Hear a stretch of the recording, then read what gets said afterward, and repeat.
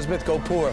Hey, both Democrats and Republicans questioning the deal to free 5 Taliban terrorists in exchange for alleged deserter Army Sergeant Bo Bergdahl without congressional approval. So here's what Senate Intel Committee Vice Chairman Saxby Chambliss had to say after last night's top-secret briefing.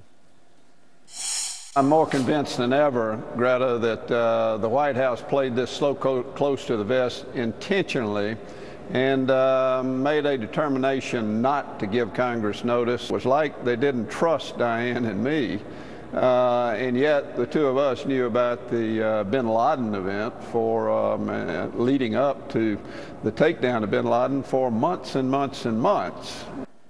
Great point. He's referring to Dianne Feinstein, a Democrat, his colleague on the Intel Committee. Fox News senior judicial analyst Judge Andrew Napolitano says not only did the president break the law, but he also may have materially aided a terrorist organization. What do you mean, Judge?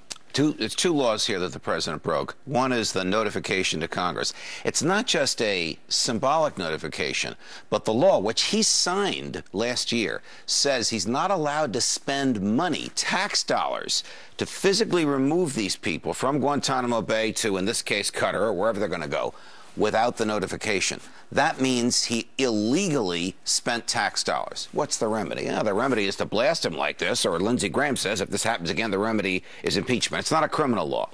But the other law that he violated is a criminal law, because when he stood next to the Polish prime minister the day after this happened, earlier this week, and said, yeah, they're probably going to end up back with their former colleagues, that means he knew that they were going to go back. That means his behavior substantially assisted the Taliban. Guess what? That's a felony that his Justice Department has prosecuted people for. Does this mean anything? The fact that the Taliban was the sitting government as opposed to Al-Qaeda was the sitting terror organization sitting on that sitting government? Congress of the United States, in the Bush administration and in the Obama administration, has declared the Taliban a terrorist organization, a non-state terrorist organization. You are forbidden from giving them the time of day. If you're a dentist, you can't fill their teeth. If you pump gas, you can't put it in their cars without violating American law. We don't prosecute foreigners because they're over there.